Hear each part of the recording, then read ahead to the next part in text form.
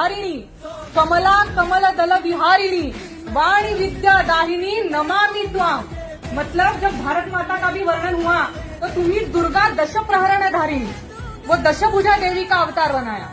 जब दशभुजा देवी ने अवतार लिया था तो वो कैसी हुई थी? उन्होंने बोला था कि अहंग दुर्गी अहंग राष्ट्री, मतलब मैं दुर्गा हूँ और मैं एक राष्ट्र हूँ। और मेरा राष्ट्र का सामर्थ्य कैसे बनता है? जब मैं हर किसी से कुछ ना कुछ लेती हूँ तो मैं एक राष्ट्र बनती हूँ। जैसे मैंने विष्णु से उसका शंख लिया है, ब्रह्मा से वेद लिए हैं, शंकर से उसकी शक्ति ली है, वैसे एक राष्ट्र का है।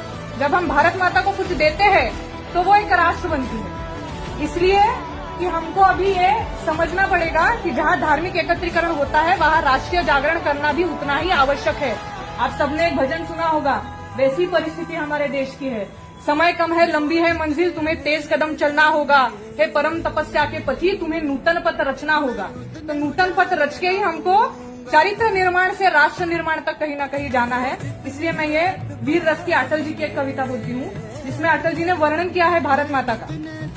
तो वो कहते हैं कि भारत कोई भूमि का टुकड़ा नहीं, एक जीता जागता राष्ट्र पुरुष है। भारत कोई भूमि का टुकड़ा नहीं, एक जीता जागता राष्ट्र पुरुष है। दिल्ली इसका दिल है, कश्मीर इसका मुकुट है, पंजाब और बंगला दो विशाल कंधे हैं, कन्याकुमारी इसके चरण है, सागर इसके पग पखारता है, माथे की चंद्रमा इसकी बाली है, पावस के काले मेघ इसके केश है, सूरज इसका तेज है।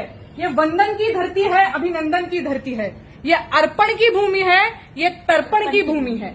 इसकी नदी नदी हमारे लिए गंगा है, इसका कंकड़ कंकड़ हमारे लिए शंकर है। हम जिएंगे तो इस भारत के लिए और मरेंगे तो इस भारत के लिए, और मरने के बाद भी गंगा जल में बहती हुई हमारी अस्थियों को कोई कान लगाकर सुनेगा तो एक ही आवाज आएगी, भारत माता की जय। भारत माता की जय।